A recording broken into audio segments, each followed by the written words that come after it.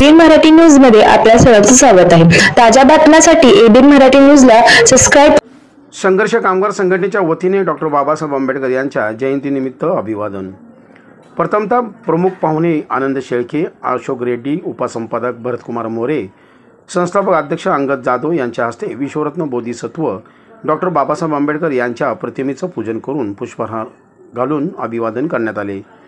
यावेळी बार्शी तालुका अध्यक्ष आनंद शेळके, उपाध्यक्ष अशोक रेड्डी, कपिल नाईक बॉस, शहर अध्यक्ष सुरेश उमा, महेश गायकवाड, शिवाजी कांबळे, मिलिंद इंगळे, तालुका अध्यक्ष बाळासाहेब हजारे, जिल्हाध्यक्ष अशोक कांबळे, उपसंपादक भरतकुमार मोरे, प्रशांत सलवदे, चाराटे साहेब, प्रभाग शिरसाट, प्रणव लोंढे आदी कार्यकर्ते उपस्थित होते। अतिशय संघर्षात्मक परिस्थितीतून देशाला आज नेतृत्व देण्याचं काम, दलित आणि वंचित कष्टकऱ्यांना नेतृत्व देण्याचं काम केलं आणि त्याची जी परिणिती म्हणून भारत देश स्वतंत्र झाल्यानंतर देखील त्या केंद्राच्या मंत्रिमंडळात असणाऱ्या सर्वांनी बाबासाहेबांची घटना लिहिण्यासाठी शिफारस केली। यावरून बाबासाहेबांच्या बुद्धिमत्तेचं आपण महत्त्व लक्षात घेतलं पाहिजे। ह्या सर्व गोष्टी मला काय जास्त बोलता येत नाही, मी जास्त अभ्यासून आहे। माझा अकाउंटिंगचा विषय असल्यामुळे मी सामाजिक क्षेत्रात कमी असतो, पण आगम जाधव साहेबांचा आमचा एक सामाजिक चळवळीच्या रूपाने नेहमी संपर्क असतो। त्यांनी आज मला बोलवलं, माझा यथोचित मान सन्मान केला आणि एका मोठ्या राष्ट्रपुरुषाच्या जयंतीनिमित्त मला इथं बोलण्याची संधी दिली।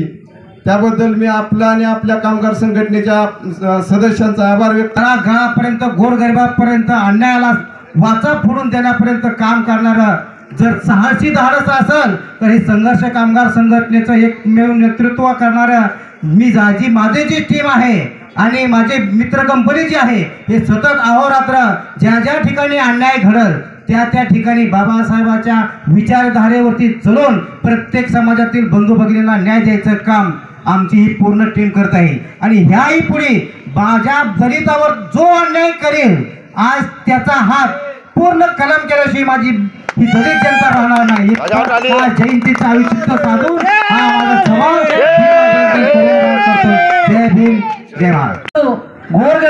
गोरगरिबापर्यंत बाबासाहेबांचे विचार पोहोचवणं आपलं कर्तव्य आहे। बाबासाहेब आंबेडकरांचे विचार तुम्ही पोहोचवा।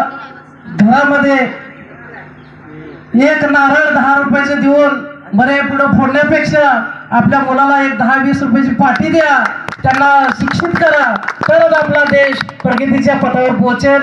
एवढंच मी बोलून माझे 2 शब्द संपवतो। जय भीम।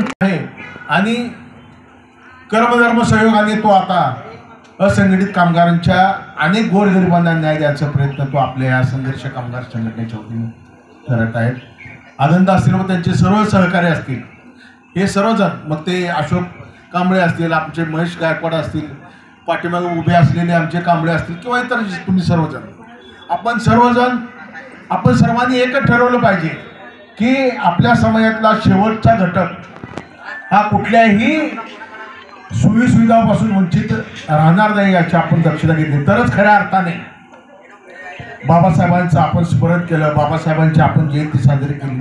या चळवळीतील लोकांना, समाजसेवकांना, सर्वांना बोलवून जो सन्मान दिला तो वाखाणण्याजोगा आणि स्वागतार्ह आहे। आज बाबासाहेबांच्या जयंतीनिमित्त मी सांगतो की अशीच अपेक्षा बाबासाहेबांना होती आणि ते सुद्धा आता करतात। परंतु या ठिकाणी खंत वाटतं, या देशामध्ये केंद्रामध्ये आणि राज्यामध्ये दुर्घटना सरकार आहे, बाबासाहेबांचं घटना सरकार नाही आहे। बाबासाहेबांचं घटना सरकार परत या देशात यावं आणि आमच्यासारख्या चळवळीच्या कार्यकर्त्यांना मान सन्मान आणि न्याय मिळावं आणि सर्वसामान्य लोक न्याय मिळावं अशी या ठिकाणी बाबासाहेबांच्या ठिकाणी प्रार्थना करतो। मला या ठिकाणी बोलवून जे 2 शब्द बोलण्याची सन्मान सत्कार केला, काटे टोचले पण आनंद वाटला। अशा सत्कार केल्यावर त्यांचे आभार मानतो। जय हिंद, जय महाराष्ट्र।